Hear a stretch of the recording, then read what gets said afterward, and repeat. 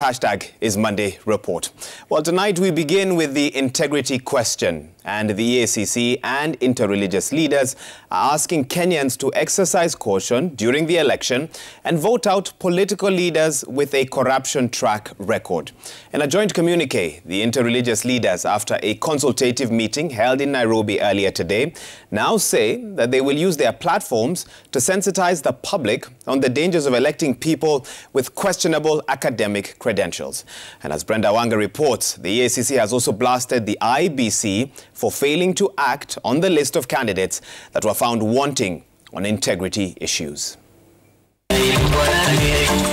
While candidates for various elective positions are jostling for the Mwananchi vote, selling their manifestos, the Ethics and Anti-Corruption Body, EACC, and the interreligious leaders say the campaign promises pale in the face of the more pressing issue of the leaders' integrity. Listen to the speeches of the politicians and their manifestos, but it is important to find out what is the character of this individual.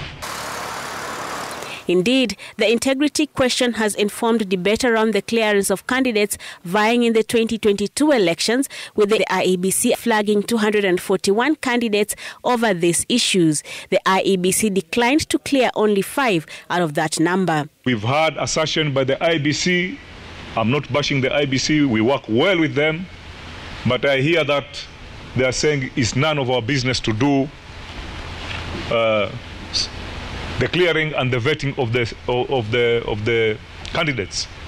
One may ask a very simple question: if it is not our role, why did they submit the names to us?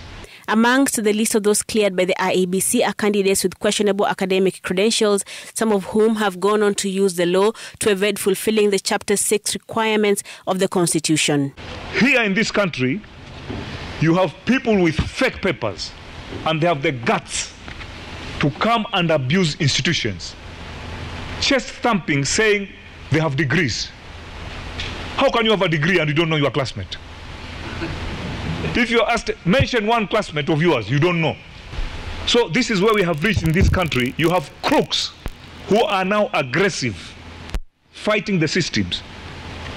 You have a fake academic paper, and you have the guts to call the CEO, EACC, wewe unanimaliza.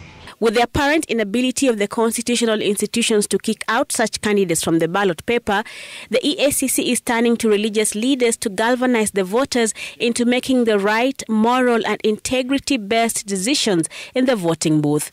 Urge all Kenyans to vote out all candidates who have corruption tags as a means of securing good governance post 9th August 2022. So let us urge our people that those people who are giving them money, they should not vote for them, because they will steal from them. They will steal their jobs, they will steal their houses, they will steal their cows, they will steal their goats and their chicken.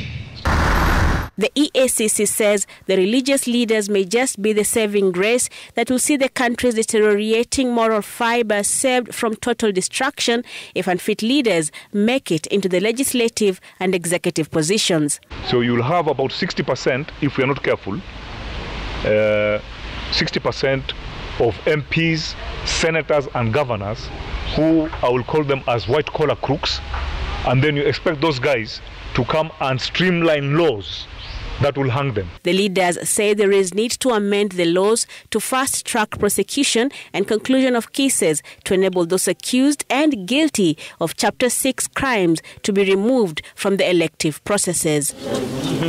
Brenda Wanga, Citizen TV, Nairobi. Elsewhere, the Azimio la Umoja Coalition Party